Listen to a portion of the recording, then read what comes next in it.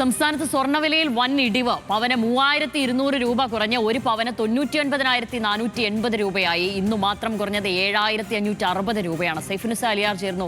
സൈഫുനിസ, 1 ലക്ഷത്തിൽ കുറഞ്ഞ ഒരു പവൻ ഇനി അടുത്ത കാലത്തൊന്നും കാണാൻ കഴിയുമെന്ന് വിചാരിച്ചിരുന്നില്ല. ഇപ്പോൾ എന്താണ് ഈ പെട്ടെന്നുള്ള കുത്തനെയുള്ള ഇടിവിനുള്ള കാരണം? ശ്യാമിലി, പശ്ചിമേഷ്യൻ യുദ്ധം അടുത്തൊന്നും അവസാനിക്കില്ലെന്ന റിപ്പോർട്ടുകൾ വരുന്നതിനിടെയാണ് സ്വർണ്ണവില കുത്തനെ കുറയുന്നത്. ഈ ജനുവരി 1-നായിരുന്നു 99,000 എന്ന് പറയുന്ന ഒരു സംഖ്യയിൽ നിന്ന് പിന്നീട് സ്വർണ്ണവില കുത്തനെ ഉയർന്നത്. പക്ഷേ ിനിപ്പുറം വീണ്ടും 99,000 സ്വർണ്ണവില എത്തിയിരിക്കുന്നു. അതായത് 1 ലക്ഷത്തിന് താഴെ ഒരു പവൻ സ്വർണത്തിന് എത്തുന്നു. നമ്മൾ ഒരിക്കലും പ്രതീക്ഷിച്ചിരുന്നില്ല സ്വർണ്ണം എങ്ങനെ കുറയുമെന്ന്. പക്ഷേ 1,31,000 വരെ എത്തിയ ശേഷമാണ് ഇപ്പോൾ സ്വർണ്ണവില വീണ്ടും 99,000 എന്ന സംഖ്യയിലേക്ക് എത്തിയത്. ഏകദേശം 32,000 രൂപയുടെ കുറവാണ് ഈ കഴിഞ്ഞ ദിവസങ്ങൾ കൊണ്ട് തന്നെ ഉണ്ടായിരിക്കുന്നത്.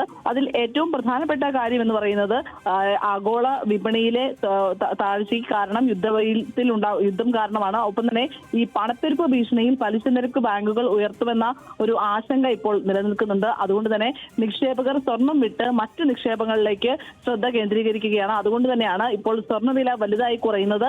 ഇനിയും സ്വർണ്ണവില കുറയാൻ തന്നെയാണ് സാധ്യത. ഇന്ന് മാത്രം 7,000 രൂപയിൽ ഏറെയാണ് സ്വർണത്തിന് കുറഞ്ഞിരിക്കുന്നത്.